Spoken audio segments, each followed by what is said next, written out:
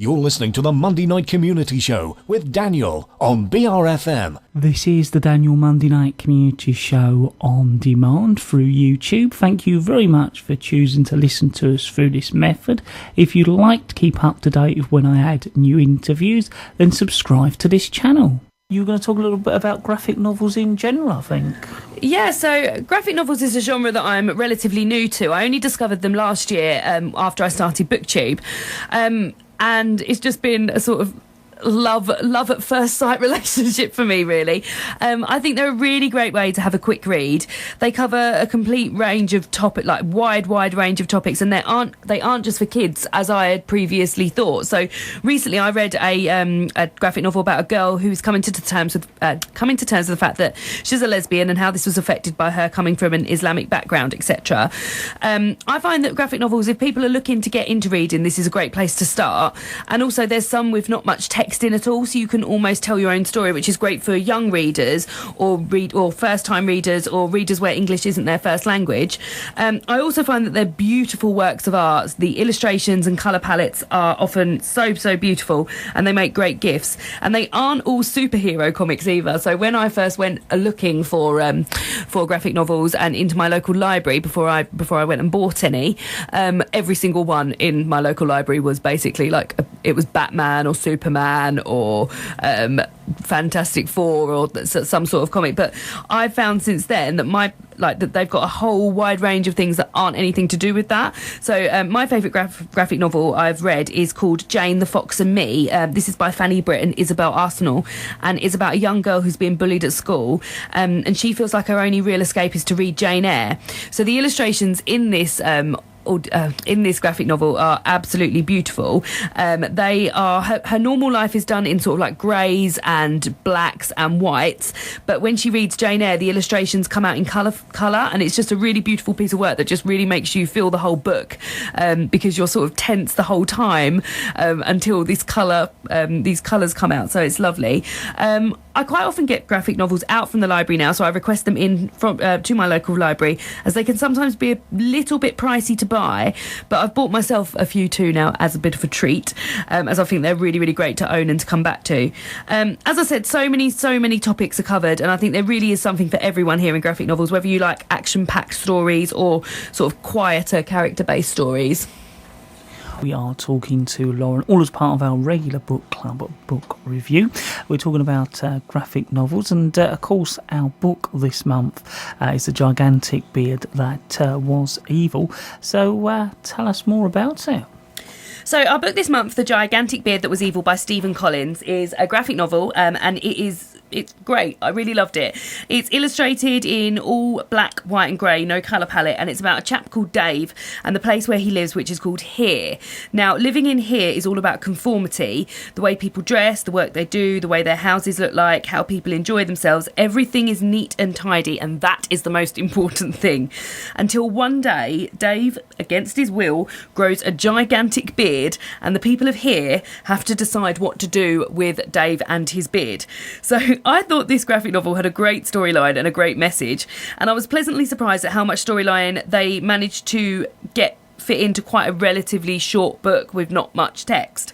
I love the illustration, even though it was all done black, whites and greys, which aren't necessarily always my favourite graphic novels.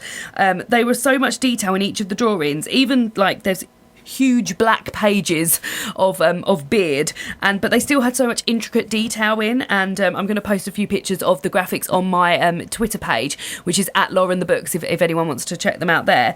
And I was just seriously impressed with the illustrations. I thought they were great. I would have loved to have given this a 5-star review, but I feel like the ending, which I'm not going to give away here, I thought was a bit ambiguous for me, and I would have liked it more nicely rounded off.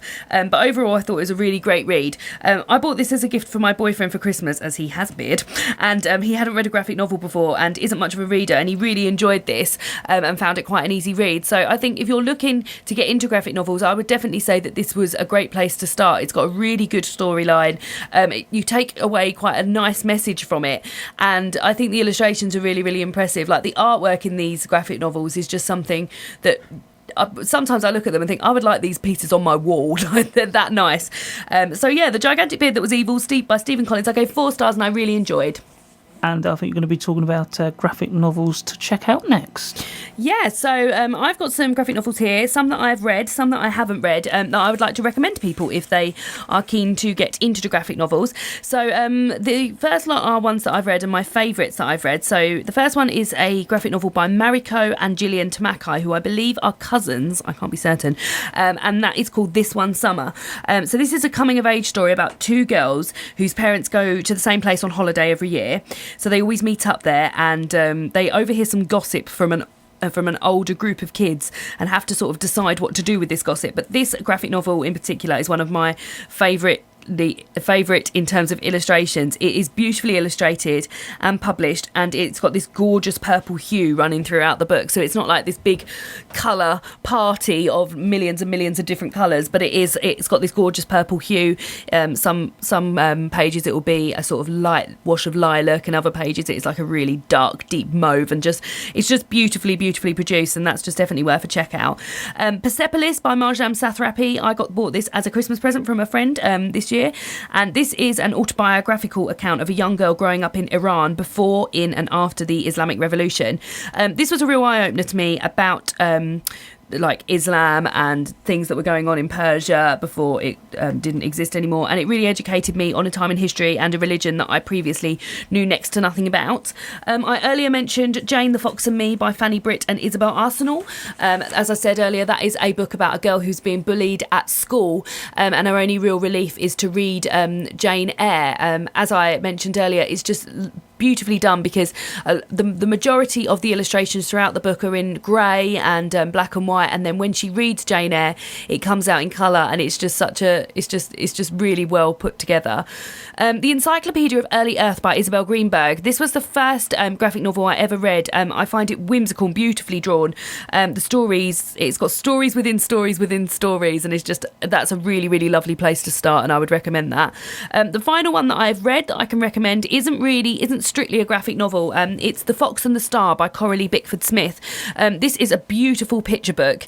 It's probably primarily aimed at children, but I'd say that as an adult I got so much from it. It won Waterstone's Book of the Year last year. It is just a lovely story. It's got breathtaking illustrations and a lovely storyline, which actually made me cry, so really worth checking out that one. Some that have been recommended to me, I wrote on Twitter earlier if anyone could give me any recommendations of graphic novels that they've loved. I've got a few here. I haven't got authors for all of these, so if you're interested in any of these, definitely have a little Google of them and find out. Descender, I'm told, is a great sci-fi story. The Sculptor and Blankets, both of these are very thought-provoking, and the art and the narration work perfectly together. Mouse by Art Spiegelman. This is a graphic novel which started off as a serialisation piece between 1980 and 1991 and tells the story of Spiegelman's father and his experiences as a Polish Jew and a Holocaust survivor. Lock and Key by Joe Hill. This is a horror graphic novel series which is written by Joe Hill, who's the son of Stephen King. Witches is another horror graphic novel which is a creepy story about a man and his daughter who move to a new place and come into contact with these really terrifying witch characters. Saga is one that is always going around on BookTube. It's very popular. It is popular because of its originality, art, storytelling. It's got characters with great depth and is set in a complex sci-fi setting and has complex themes. So that's just some recommendations there, and as you can see just from the recommendations I've been saying, graphic novels just cover such a wide range of themes and topics. There really is something for everyone in there, so I'd really love to hear if anyone has got a favourite. You can tweet me on @LaurenTheBooks. And I was hoping you could tell us your next book, or our next book. Yeah, so I will be back on Monday the 13th of June at 8 p.m, and we will be discussing The Girl in the Red Coat by Kate Hamer.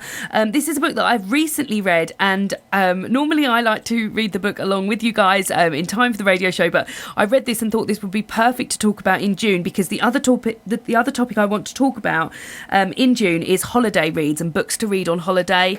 And as I was reading this book, I was just thinking this would be the perfect holiday read. So I'm going to read the back from you now. So the back to you now. So this is The Girl in the Red Coat by Kate Hamer, and here is the bump on the back. Carmel has always been different, sometimes odd, distracted and prone to getting lost. When she and her mother Beth spend a day out at the festival, they become separated and Carmel disappears. As Beth desperately searches for her daughter, Carmel embarks on an extraordinary journey with a man who claims she has a special gift. So it doesn't really give much away there, but this is a really thrilling, page-turning book, and I just think it's going to be perfect to read over anyone who's got any holidays coming up. If you would like to contact me in the meantime, you can contact me on Twitter. I'm at Lauren the Books. I also have a BookTube channel on YouTube where I talk about all sorts of things books. Most recently, I've been running a readathon with a few other of my BookTube friends on there, and that is reachable on www.youtube.com/Lauren and the Books, and you can also email me on laurenandthebooks@gmail.com. And I will see you all on Monday the 13th of June at 8 p.m. to talk about The Girl in the Red Coat. Lauren, it's always great to have you here once again. Thank you very much for coming Thanks very along. much for having me, Daniel. Thank you.